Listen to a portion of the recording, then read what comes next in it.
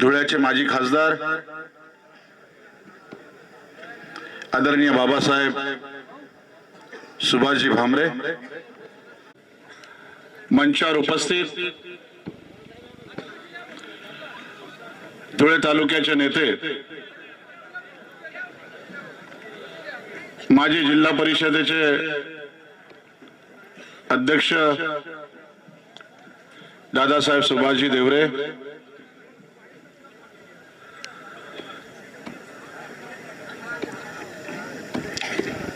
तुमचे सर्वांचे लाडके आणि लोकप्रिय उमेदवार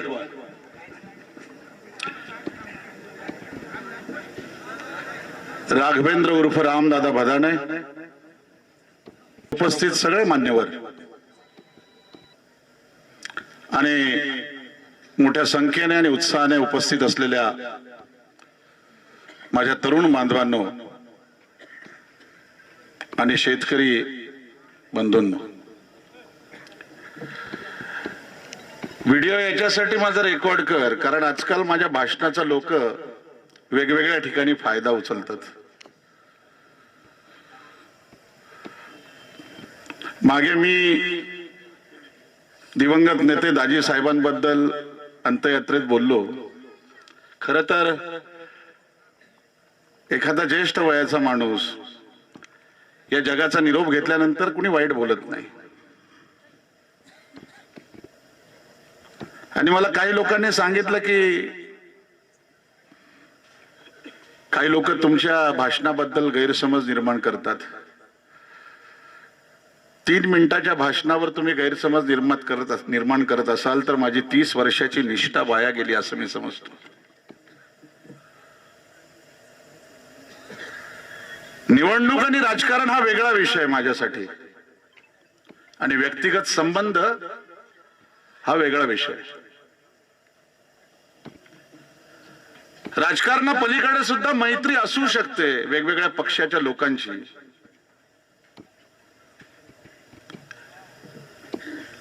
पण रामदादा 4 दिवसापूर्वी तुम्ही मला भेटायला आले रात्री 12:30 वाजता. 12:30 ते 3:30 3 तास ते माझ्या सोबत होते.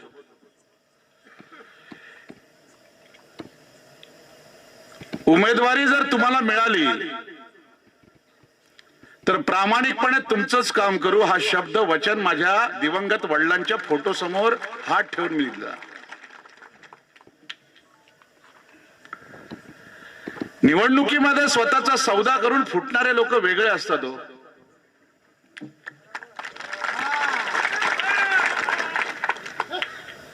30 वर्षात पक्षाकडून काहीच महत्वाचं किंवा सत्तेचं स्थान मिळालं नाही, पद मिळालं नाही, पण कधीच पक्ष सोडायची मनामध्ये किंचितही इच्छा निर्माण झाली नाही. आणि 12:30 ते जवळपास 3:30 वाजेपर्यंत रामदादा माझ्या सोबत होते. आमची कुठलीच अपेक्षा नाहीये. प्रत्येक वेळेस एकापेक्षा अधिक उमेदवार हे इच्छुक असतात. पक्ष कुणाच्या तरी एकाच्या गळ्यात उमेदवारीची माळ टाकत असतं आणि पक्ष आता व्यापक आहे, मोठा झालेला आहे. आणि म्हणून जशी उमेदवारांची संख्या जास्त तशी उमेदवारांच्या समर्थकांची संख्या जास्त असते.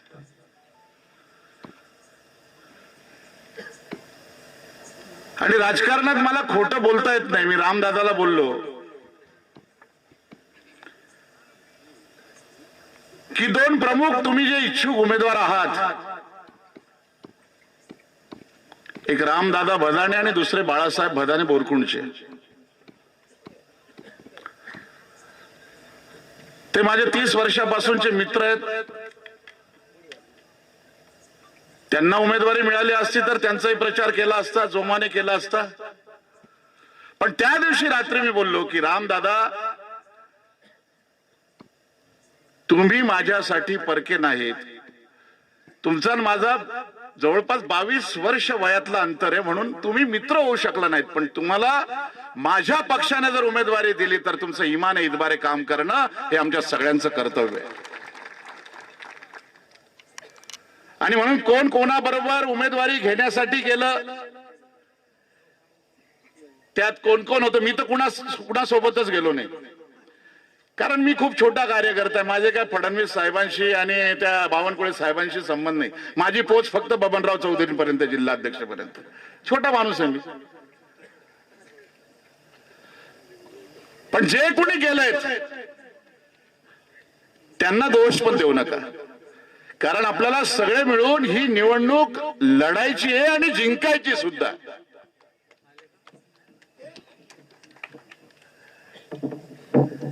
कारण अण्णासाहेब गवा पाटील गेल्यानंतर जवळपास 25 वर्षाचा वनवास, राजकीय वनवास या कुटुंबाने धुळे तालुक्यात भोगलेला आहे.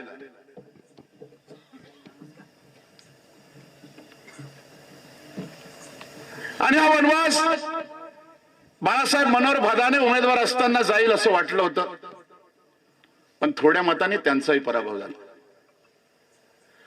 नंतर ज्ञानज्योतिताई भदाने उभ्या राहिल्या, एक सुशिक्षित घराणदार महिला, चारित्र्य संपन्न महिला, उत्तम भाषण करणाऱ्या, त्यांचाही निसटता 10-12 हजार मतांनी पराभव झाला. अरे कितीदा पराभूत व्हायचं या दत्तू अण्णांच्या परिवाराने हो. विचार करा, एका निवडणुकीत किती पैसा लागतो. आचारसंहिता असल्यामुळे तो आकडा मी सांगू शकत नाही. आपला पराभव का होतो याचं कारण मला कळत नाही. हा प्रश्न माझ्या मनात.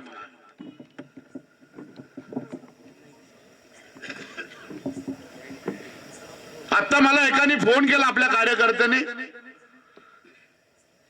किती गर्दी आहे. म्हटलं पाय ठेवायला जागा नाही, प्रचंड गर्दी आहे.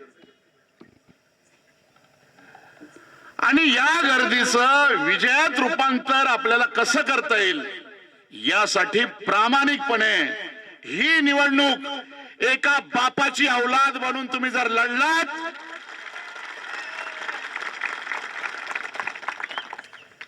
आणि या माझ्या तरुण भावाला जर तुम्ही प्रामाणिक साथ दिली तर इतिहास घडेल, इतिहास.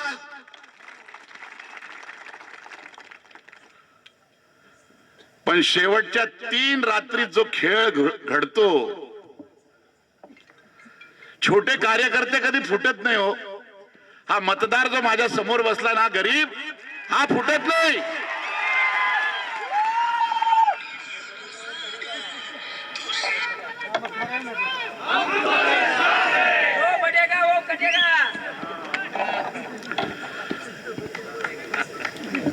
हा लहान कार्यकर्ता, हा जमिनीवरचा कार्यकर्ता, हा पक्षाशी प्रामाणिक आहे, तो कधीच पैशांनी फुटत नाही. डॉक्टर बाबासाहेब पैसे घेऊन फुटतात, ते आम्ही स्टेजवर बसलेले लोक.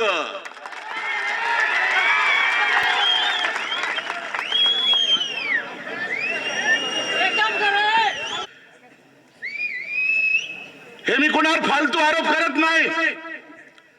डॉक्टर बाबा भामरेंसारखा कर्तृत्ववान माणूस, अत्यंत मितभाषी, विनम्र, प्रेमळ, ज्यांनी 2400 कोटीचं जामफळ धरण आणलं, ज्यांनी 18,000 कोटी रुपयाचा रेल्वे मार्ग आणला, ज्यांनी धुळ्याच्या आजूबाजूचे सगळे हायवे चकाचक केले, ज्यांनी अक्कलपाड्याची पाणी योजना धुळ्यासाठी आणली, त्या माणसाशी गद्दारी या लोकांनी केली नाही, आम्ही स्टेजवर बसलेल्यांनी केलेली आहे.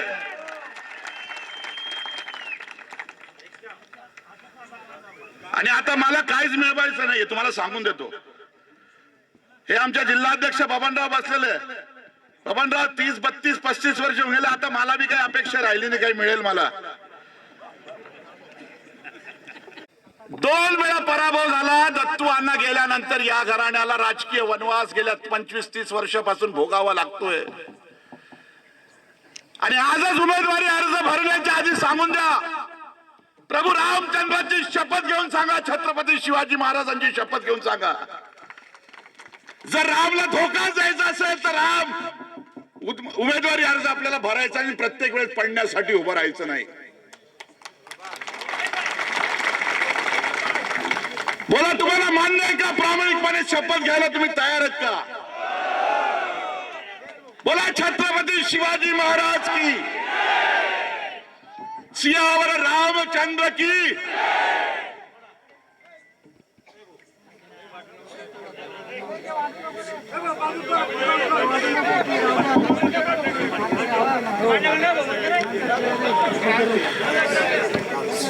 बाबा, इतकं वातावरण चांगलं आज तालुक्यात सुद्धा आणि शहरातही अनुप अग्रवालचं. अरे मतभेद असतात ना. मी कालच्या सभेतही बोललो, अनुप अग्रवालशी माझे वैचारिक मतभेद होते, काही तात्विक मतभेद होते, पण जेव्हा माझ्या पक्षाने कमळाचं चिन्ह त्याच्या हातात दिलं, त्याला उमेदवार घोषित केलं, तर सगळे मतभेद बाजूला ठेवणं तरच तुम्हाला पक्षाचा प्रामाणिक कार्यकर्ता म्हणून घेण्याचा अधिकार आहे.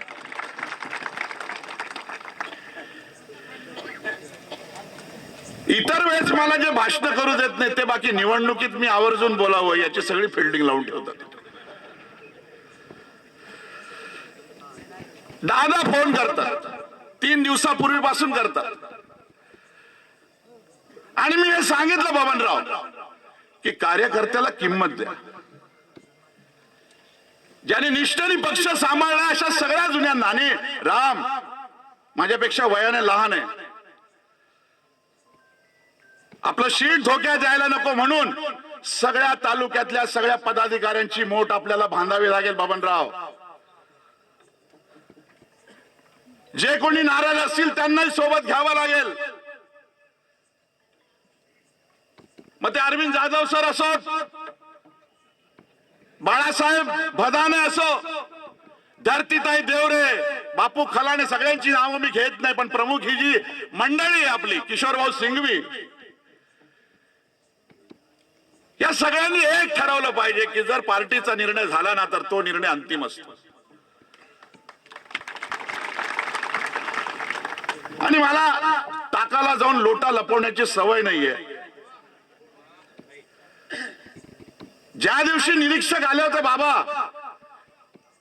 मित्र म्हणून मी पहिलं पसंतीचं नाव मी बाळासाहेब भदानेंचं दिलं होतं बोरकुंडच्या. हे प्रामाणिकपणे सांगतो, आणि हे रामलाही बोललो मी माझ्या घरात. दुसरी पसंती मी रामला दिली होती. पण याचा अर्थ असा नाही की तुम्ही कुणाला पसंत केलं म्हणून तुम्ही त्याचे होऊन गेले. अरे आम्हाला कोणी विकत घेऊ शकत नाही रे, किती बी पैशावाला श्रीमंत राहू द्या.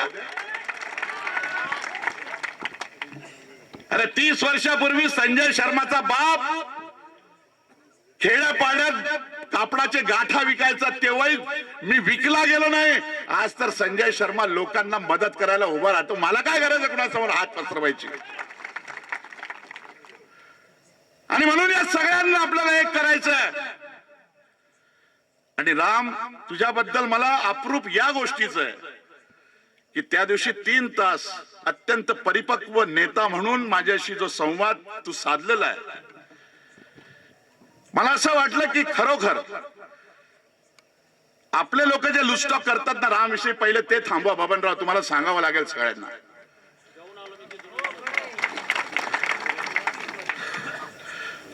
पोरगा भाई आहे, अमुक आहे, डमुक आहे. अरे त्याला वारसा आहे राजकारणाचा, उज्ज्वल वारसा आहे.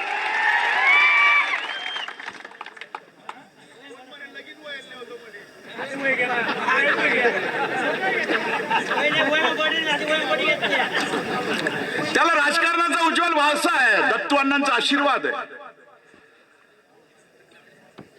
आईचे संस्कार आहेत. आणि मी तर म्हणतो ना, या धुळे जिल्ह्यात बाळासाहेब मनोहर भदाने सारखा भाबडा आणि भोळा राजकारणी मी आयुष्यात पाहिला नाही. बोलून टाकेल तोंडाला, तोंडावर काही कुणाला 2 शिव्या देऊन टाकेल, पण कोणाचं आयुष्य उद्ध्वस्त करणार नाही, असा आमचा मनोहर भदाने बाळासाहेब.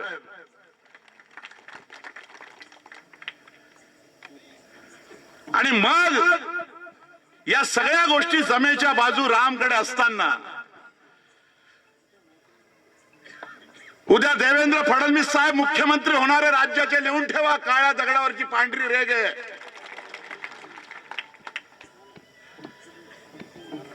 हा महाराष्ट्रातला सर्वात तरुण आमदार, धुळे जिल्ह्यातल्या सगळ्यात नशीबवान 32व्या वर्षी कुणालाच आज तागायत उमेदवारी मिळाली नाही. संपूर्ण धुळे जिल्ह्यात ना आमदारकीची मिळाली ना खासदारकीची मिळाली. लोक पार 60 वर्ष ना धडला जात असतं कुठे उमेदवारी भेटस. 32व्या वर्षी उमेदवारी मिळालेली रामला पहिल्यांदा उमेदवार म्हणून उभा आहे. आणि राम तुझ्या पत्नीचा आमच्या सुनबाईचा पायगुण, कारण कुसुंब हे धुळे तालुक्यातलं सगळ्यात राजकीय दृष्ट्या अत्यंत महत्वाचं गाव आहे. आणि नुसता नगावचा राम यावेळेस आमदार होणार नाही, तर कुसुंब्याचा जावई राम सुद्धा यावेळेस आमदार होणार आहे. कोणी काही बोललं रामभाऊ, आणखी एक सांगतो निवडणुका जिंकण्यासाठीच्या सूचना. कारण जगातला सगळ्यात मोठा नेता स्टॅलिन, त्यांनी 5 महत्वाचे नियम सांगितले निवडणुका जिंकण्यासाठी काय काळजी घ्यायची असते. निवडणुकीच्या काळात कार्यकर्त्यामध्ये भेदभाव होता कामा नये. निवडणुकीची जर पंगत बसली तर याच्या ताटात बोट्या जास्त टाक, कारण हा आवडता आणि त्याच्याकडे फक्त रस्सा दे, हे सुद्धा लोकांना डोक्यात येतं. एखाद्या गरीब कार्यकर्त्याकडे त्याच्या गावात जायला गाडी नसेल तर उमेदवार म्हणून नेता म्हणून त्याची काळजी केली पाहिजे. त्याला आहे त्या वाहनाने पाठवलं पाहिजे घरी, त्याला पोहोचवण्याची जबाबदारी आपली पाहिजे. आणि निवडणुकीच्या काळात कुठलाही आपल्या चारित्र्यावर दाग लागणार नाही याची काळजी उमेदवारांनी घेतली पाहिजे. आणि त्याबद्दल आमच्या मनात शंका नाही, कारण ज्या माऊलीचे संस्कार रामला त्या बिचाऱ्या माऊलीचा कधी मी डोक्यावरचा पदर खाली पडताना आज तागात बघितलेला नाही.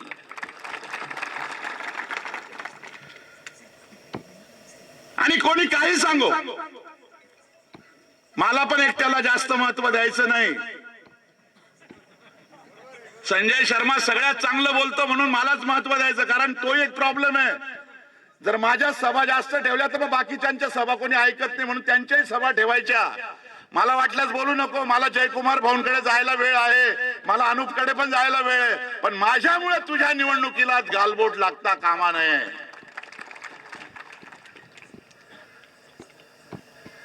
काय फरक पडणार होता डॉक्टर बाबा भामरे जर पुन्हा खासदार राहिले असते तर? अरे नुसते खासदार नाही, पहिल्या 26 मंत्र्यांमध्ये कॅबिनेट मंत्रीपदाची माझ्या बाबांनी शपथ घेतली असती. आज आहे त्यापेक्षा जास्त ताकदीने आपण ही निवडणूक लढलो असतो आणि जिंकलोही असतो. परंतु जी चूक गेल्या लोकसभेत आपल्या बाजूने वातावरण असताना सुद्धा आपला एक उमेदवार गमवावा लागला. 15 दिवसापूर्वी, महिन्याभरापूर्वी उमेदवारी जाहीर झालेल्या बच्छावताई निवडून आली बिचारी.